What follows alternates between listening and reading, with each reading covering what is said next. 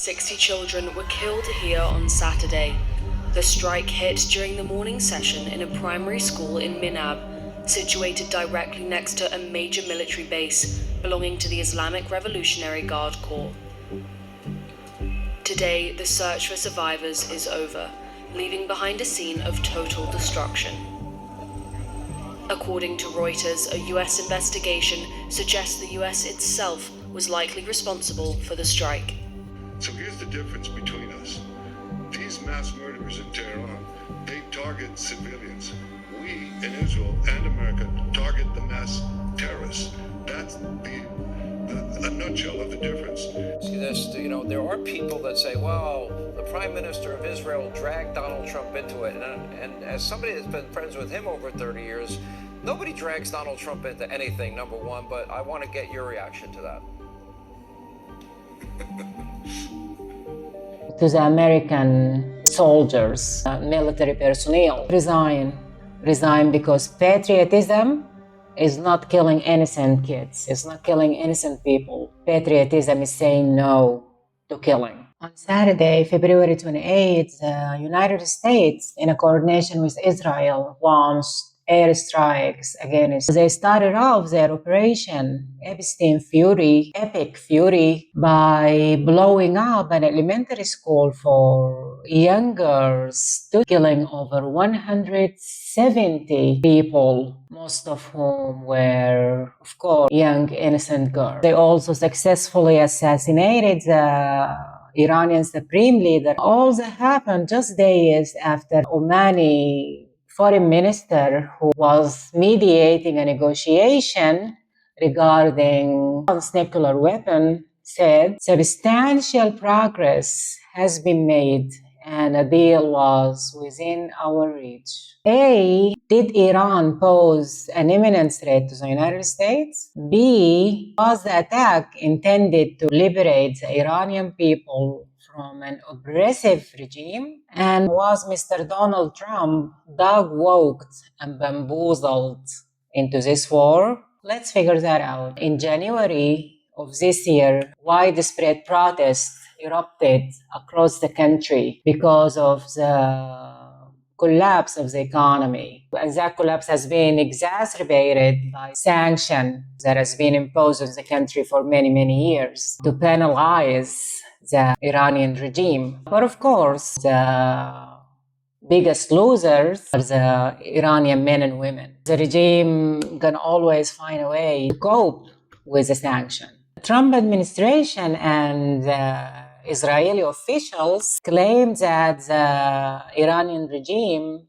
killed over 40,000 protesters. That number has not been cooperated. But according to an Iranian organization working on human rights based in the United States, estimated that 6,425 protesters lost their life during the demonstrations. This number, 6,425, is big enough. Why would you need to exaggerate the number? Why would you need to inflate the number? We know why. That tactic has been used multiple September 11 in order to invade Iraq. Get a lot of this. In an interview with Fox reporter who is based in Tel Aviv, Trey Yangs, Donald Trump actually said to him, we supplied weapons to protesters in January. And he said, quote, we send them a lot of guns. We send them to the Kurds. The Kurds denied. US-Israeli operation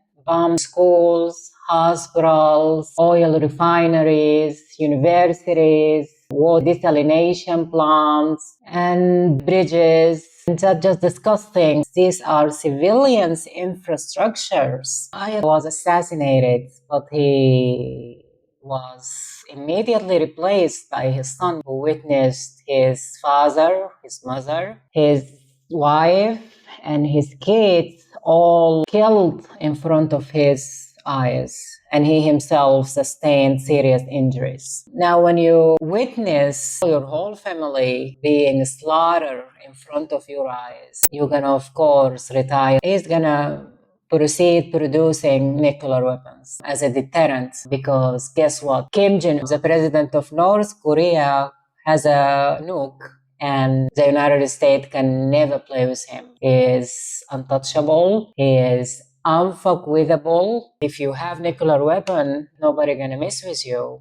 The Iranians, on the other hand, fires missiles and drones to Tel Aviv, Haifa, and so many other cities in Israel, but also hit multiple Gulf countries, Saudi Arabia, Qatar, Kuwait, Bahrain, and Oman. They all have been hit by the Iranian missiles and drones. These Arab leaders are livid and are furious with the United States because the United States failed to protect them. They thought that they are protected. What these leaders didn't know is that American government doesn't care about Americans, let alone the Saudis or Qataris. The United States only care about Israel, and so nobody is safe in the Middle East. The Israeli also attacked southern Lebanon, displacing more than 1 million people. They also carpet bombed Beirut, the capital of Lebanon. Over 3,000 people have been killed in Iran, and over 2,000 people have been killed in Lebanon. 23 people have been killed in Israel, and 15 service members have been killed in the Middle East from the Americans. The Iranian went ahead and shut down the Strait of Hormuz. They closed the Strait of Hormuz, which is a major waterway for oil and gas. And so the economic collapse is coming, and we actually feel it right now. We feel it as a gas pump. We feel it as a grocery stores. And I think we are heading into a recession, and quite honestly, economic depression. All because Israel won't expand. And so this is a religious war, the second return of Jesus, or the coming of Messiah. And so in order for Jesus to come, there has to be mayhem, there has to be chaos, and there has to be bloodshed. And that's exactly what's happened right now. How many people should die and suffer in order to Jesus to come and save us? Forget a lot of this. On February 11th, the New York Times reported that people paid a visit to the White House and sat down with Donald Trump in the Situation Room and sold him a dream. He painted a picture that it would be easy to topple the Iranian regime. And he convinced Donald Trump that in a matter of days, he would achieve this goal and declare a victory. That didn't happen. That didn't happen. Antony Blinken, who was the Secretary of State in Biden administration, in an interview said that Bibi Netanyahu tried to persuade both Biden and Obama to attack Iran. Both refused because they knew what kind of a disaster this would be. Now, Iran is a country of over 90 million people, 4 times the size of Iraq. And these are smart people and they have capabilities. And so it won't be easy attacking them and declare a victory, Mr. Donald Trump. The current Secretary of State stated in a press conference that we know that a country, Israel, a country, was going to attack, and Iran's then going to retaliate by hitting the U.S. assets and bases across the region. And he said, quote, "We weren't going to absorb a blow." He said the quiet part out loud, but then he denied. Now look, the US government is completely captured by another government, and there is bribery, there is blackmail going on. And so these people, they don't actually work for Americans. They work for a foreign country in order to expand and kill people. Because who is not in the Epstein files? I mean, Donald Trump himself all over the file. It's just so shameful. Where is the justice for the innocent women that's being groomed, raped, molested by these depraved, unhinged and disgusting men as the elite. This is a stain on humanity. They redact the perpetrators. They redact the disgusting men to prevent their identities, but they fail to redact the names of the victims. When Mr. Donald Trump realized that he isn't winning and the Iranian regime is very much intact, he declared a ceasefire and expressed a willingness for negotiation. He wanted Iran to give up their nuclear program.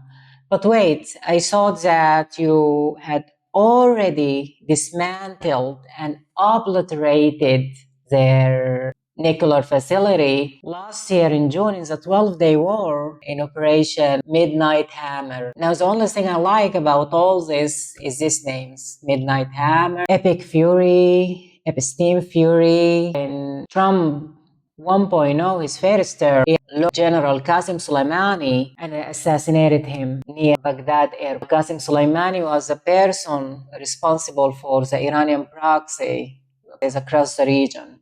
Hezbollah, Hamas, the United Nations Special Rapporteur on Extrajudicial Killings, Anis Kalamar, reported that Soleimani killings was unlawful and illegal. Anis Kalamar is the same woman who investigated the killing of the Saudi journalist Jamal Khashoggi inside the Saudi consulate in Istanbul, who was murdered, decapitated, and then incinerated in an attempt to bury the evidence. He was killed by none other than MBS, Mohammed bin disgusting crown prince of Saudi Arabia. Donald Trump, this man, first of all, he doesn't know his ass from his elbow. This man, and especially now, in my opinion, he is mentally unsound and he is demented. I mean, come on. Make no mistake about it, this war is unpopular among Americans. Donald Trump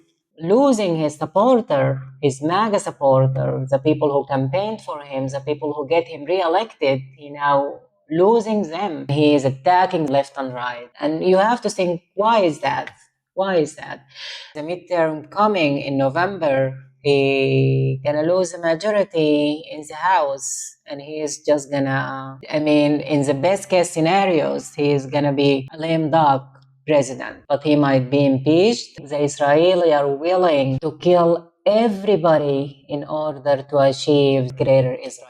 And they're going after Iran because Iran leaders are the only people who didn't bow and bend the knees for Netanyahu. And while we are seeing leaders in the Middle East, in Europe, and in America bowing down, the Iranian refused. The bottom line is this war is disastrous, illegal, and it actually shows us that they are willing to finance the killing of the people rather than investing in education or affordable healthcare, affordable housing to the American soldiers, military personnel. Resign because patriotism is not killing innocent kids. It's not killing innocent people. Patriotism is saying no to killing. And that might be scary, but it's actually the right decision to make. Don't fight on behalf of another country.